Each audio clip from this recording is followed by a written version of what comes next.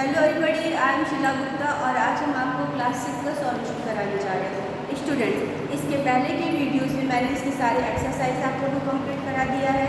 Short questions के answer मैंने आप लोगों को कंप्लीट करा दिया है।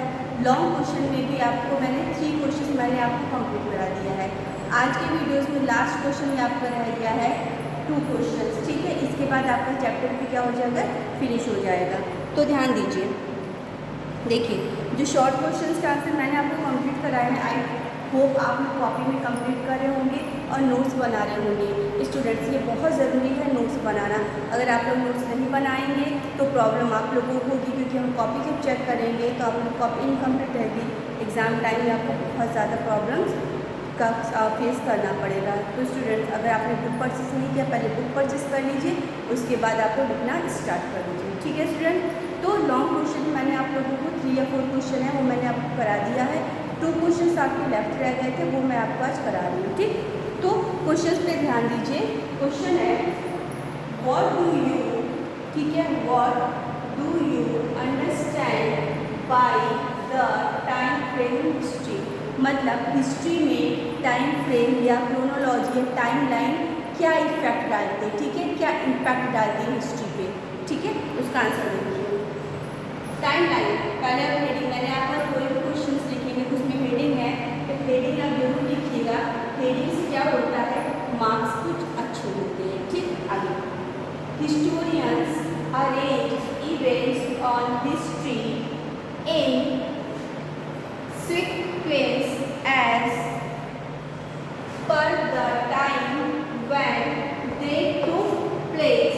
This is called chronology or timeline. देखिए, हिस्टोरियंस क्या करते हैं, हिस्ट्री की जो भी चीज़ें होती हैं उसको अरेंज करते हैं, इकट्ठा करते हैं। वो कहीं पर होंगी, वहाँ जाके ले आके मैटर्स क्या करते हैं, कलेक्ट करते हैं। तो जो line to line matter collect करते हैं वो क्या होता है, क्रोनोलॉजी टाइम लाइन। जैसे प्री हिस्ट्री का कलेक्ट किए, फिर हिस्ट्री का कलेक्ट किए, मेडिवल का कलेक्ट किए, मॉडर्न कलेक्ट किए। तो जो सिक्वेंस धीरे बनाते हैं वो क्या होता है, क्रोनोलॉजी होता है या टाइम लाइन। आगे ठीक, सिंस हिस्ट्री, देखिए सिंस के बाद कॉमा लग जाता है। ठीक है, since history deals with the past of human life. History क्या होता है, हिस्ट्री होता है जो ह्यूमन लाइफ के पास्ट को, यानी पहले की चीज़ों को क्या करे, सीखे या जाने। ठीक है, अब देखिए जैसे आज हम लोग बात कर रहे हैं तो कल की जो चीज़ बीत गई ना वो भी पास्ट ही कहलाती है, वो भी एक प्रकार का हिस्ट्री हो जाता है। ठीक है, यानी कि जो इवेंट्स पहले घटित हो चुका है, ठीक है, वो क्या होती है, हिस्ट्री होती है। तो ये हमें कहाँ पता चलता है, हिस्ट्री में पता चलता है। ठीक है, देयर, देखिए ध्यान दीजिएगा, देयर फोर है, ठीक है, THEREFOR, देयर फोर समझते हैं ना, इसलिए। ठीक, इसलिए it is important that each event is linked to a fixed point of time on a certain scale.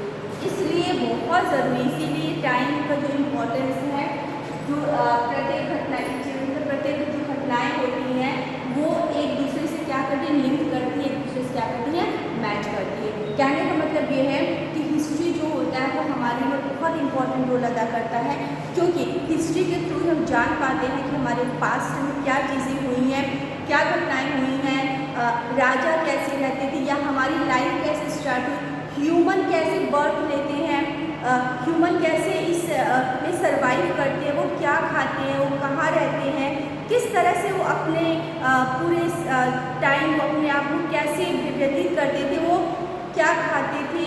और जैसे अभी हम लोगों को तो इतना चीज़ें सूटेबल के रूप में मिले, बट क्या ये सारी चीज़ें उस समय थी, तो ऑफकोर्स आंसर इज नॉट, नहीं, ये सारी चीज़ें उस वक्त नहीं थी।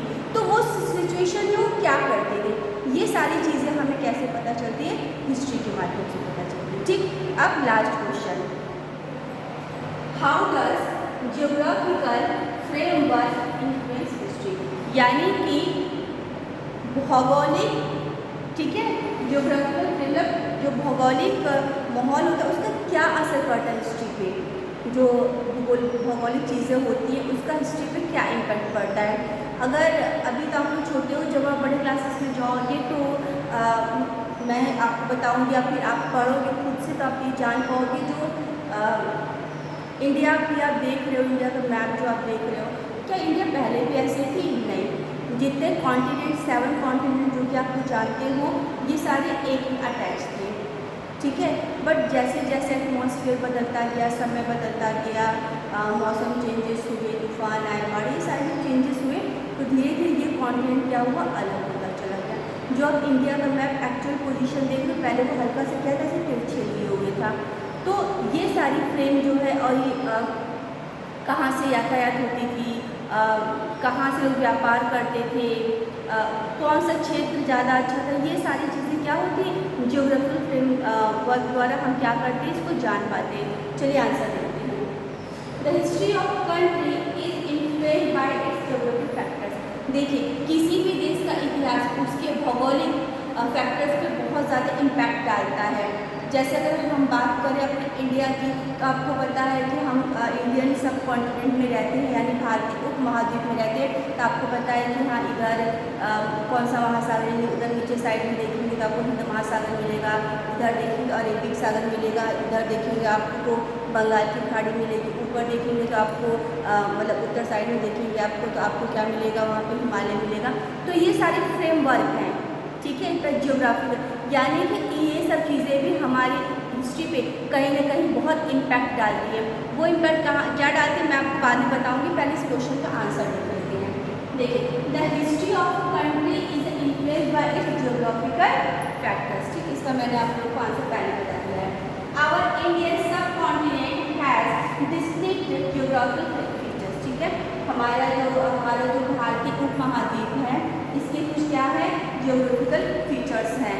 वो जियोग्राफिकल फीचर्स कौन कौन से मैं आपको बताती हूँ।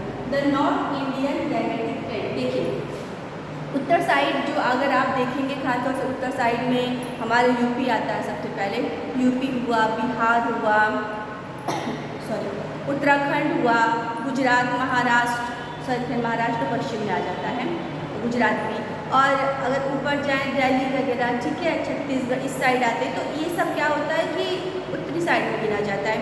यहाँ आप देखेंगे कि बहुत फर्टाइल है, फर्टाइल समझते हैं ना, उपजाऊ, जैसे ज़मीन बहुत उपजाऊ यहाँ मिलेगी, यानी मतलब यहाँ पे खेती वेती अच्छी होगी, अनाज अच्छे उपज लेंगे, ठीक, पंजाब हरियाणा भी इसमें आता है, ठीक है।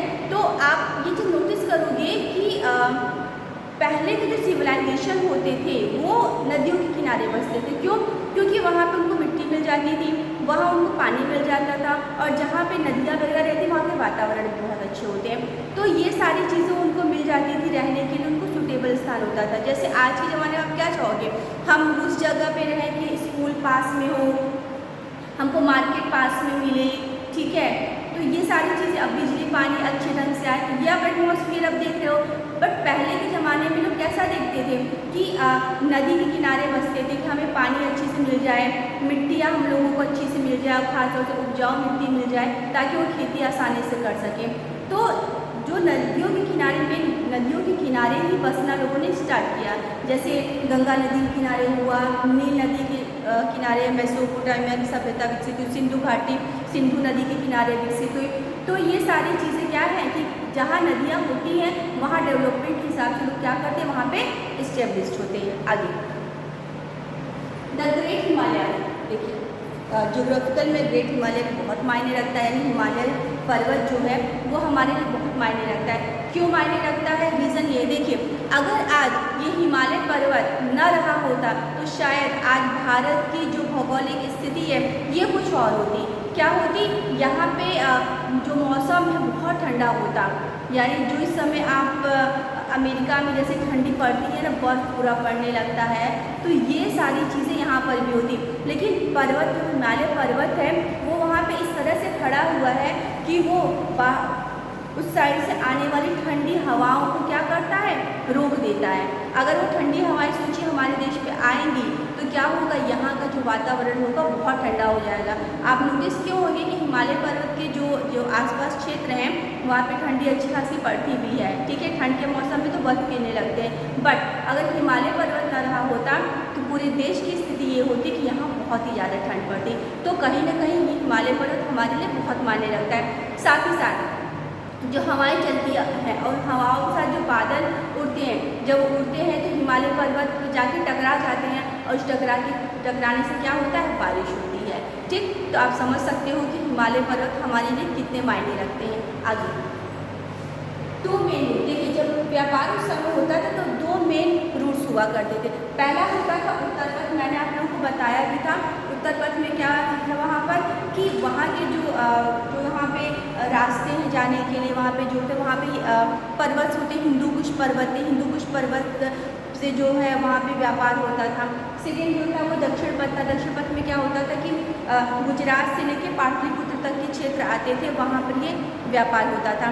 तो इस क्वेश्चन के जो आंसर है आई थिंक आप लोगों को इसके माध्यम से समझ में आ गया होगा। ठीक है, और अगर आपको जो चीज़ नहीं समझ में आया, जब भी हम आपसे मिलेंगे तो आप हमसे पूछ लीजिएगा। और स्टूडेंट्स, आज आपका ये चैप्टर फिनिश होता है। आई थिंक आप लोगों को आज का वीडियो समझ में आ गया होगा और मैं ये भी आपसे उम्मीद रखती हूँ कि आप लोग नोट्स बना रहे होंगे, कॉपी बना रहे होंगे। तो स्टूडेंट्स, आज का वीडियो बस इतना ही, और आप लोग अपनी कॉपी कंप्लीट करिए क्योंकि बहुत जल्द हम आपकी कॉपी चेक करने वाले हैं, कॉपी मंगाने वाले हैं, क्योंकि 1 चैप्टर आपका पूरी तरह से फिनिश हो गया है।